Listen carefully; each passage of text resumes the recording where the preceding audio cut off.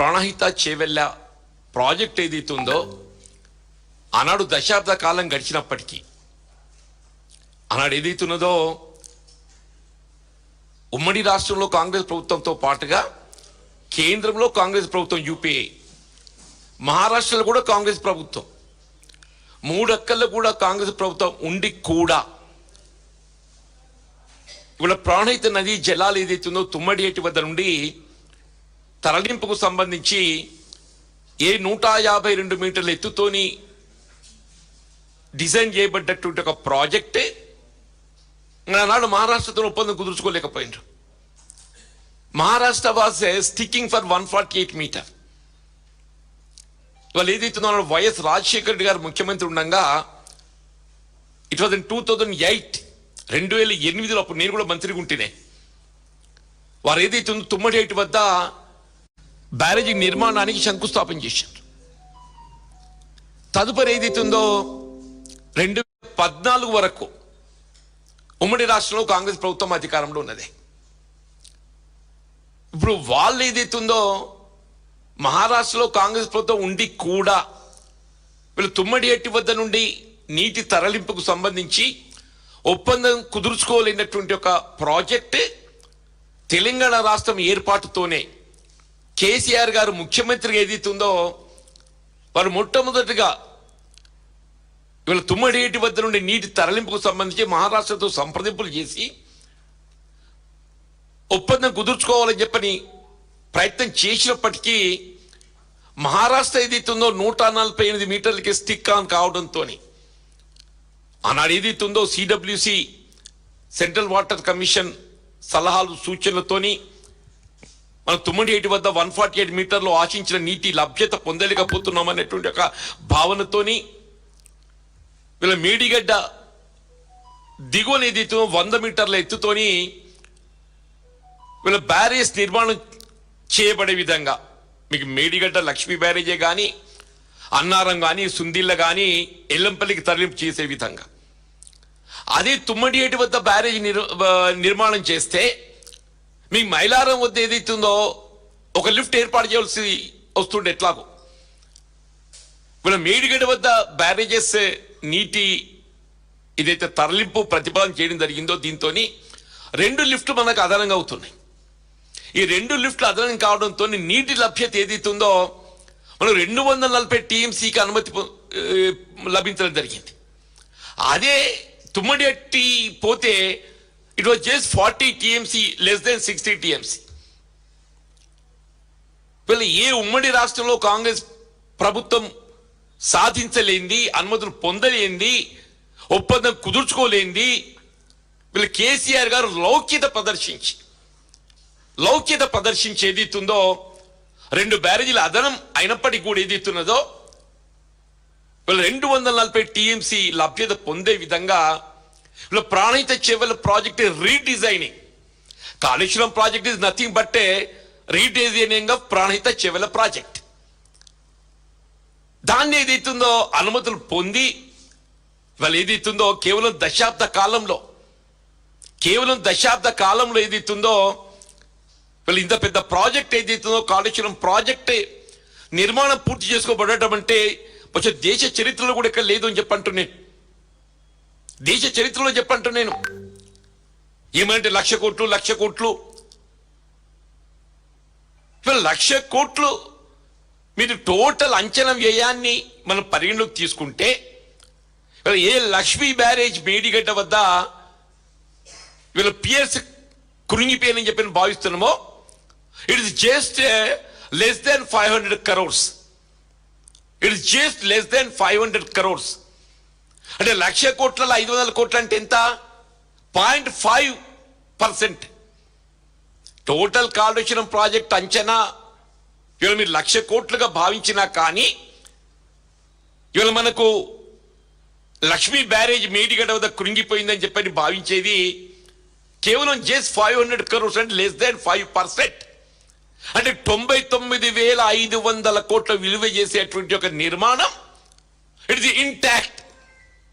Kaleshwaram project 1,00,000 కోట్ల అంచనా అని చెప్పని భావించినా వీళ్ళు మనకి ఏదైతుందో అది జరిగిన ఇవాళ పిఎస్ కృంగుదల అనేది it is less than 500 crores, అంటే 99,500 crores. ఇలా నిర్మాణ ఏదైతుందో అది ఇంటాక్ట్ ఉన్నది, అది గమనించాలని చెప్పంటూ నేను. అది గమనించకుంటే ఏదైతున్నదో కాళేశ్వరం కూళేశ్వరం అయింది. అసలు basically what is Kaleshwaram project? ఇలా మిత్రుడు రేవంత్ రెడ్డి గారు, ఉత్తమ్ రెడ్డి, ఆయన సహచర మంత్రివర్గ సభ్యులు ఏదైతుందో కాళేశ్వరం ప్రాజెక్ట్ అంటే it's like India, it's like India, భారతదేశం. ఇలా కాళేశ్వరం ప్రాజెక్ట్ అంటే టోటల్ ఆ నీటి ప్రాజెక్ట్ సమూహాన్ని మన కాళేశ్వరం ప్రాజెక్ట్ పిల్లలు దొరుకుతుంది. ఇక్కడ కృంగుదల అనేది ఏదైతే కేవలం లక్ష్మీ బ్యారేజీ 2 పియర్స్ 500 కోట్లు.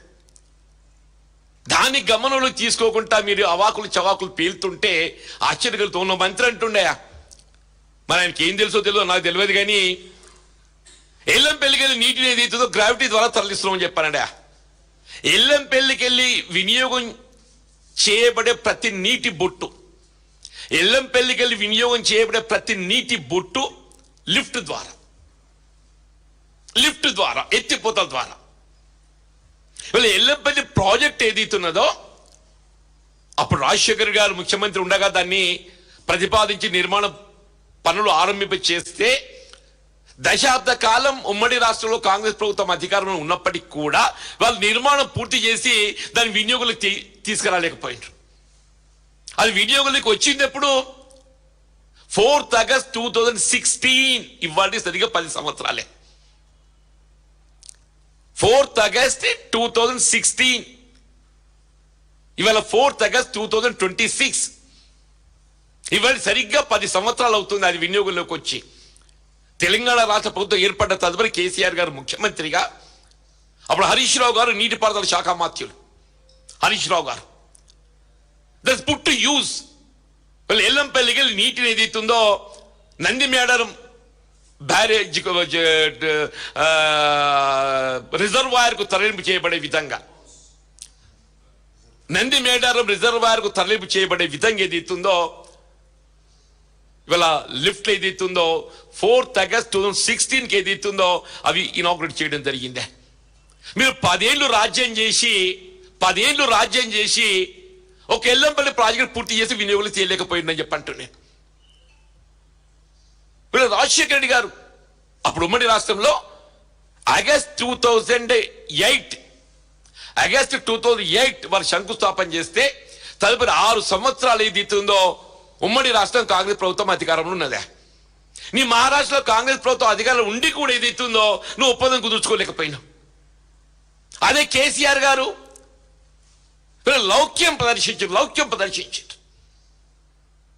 ఇవాళ ఏదైతుందో ఈ భారీ నీటిపారుదల ప్రాజెక్ట్ ఎత్తిపోతలు కాళేశ్వరం ప్రాజెక్ట్ ఏదైతుందో దేశంలోనే వీళ్ళ ఇంత బాహుబలి మోటార్లు, వీళ్ళ మీ గాయత్రి పంపోజ్ మోటార్లు ఏదైతుందో 2019 ఆగస్టు స్టార్ట్ అయినాయి. గాయత్రి పంపోజ్ బాహుబలి మోటార్స్ ఏదైతుందో put to use 2009 with in 5 years of a KCR గారు ముఖ్యమంత్రి బాధ్యతలు చేపట్టి 5 సంవత్సరాల లోపు ఏదైతుందో గాయత్రి పంప్ హౌస్ నుండి మీకు మిడ్మానేరుకు నీటి తరలింపు చేసింది విత్ ఇన్ 5 years.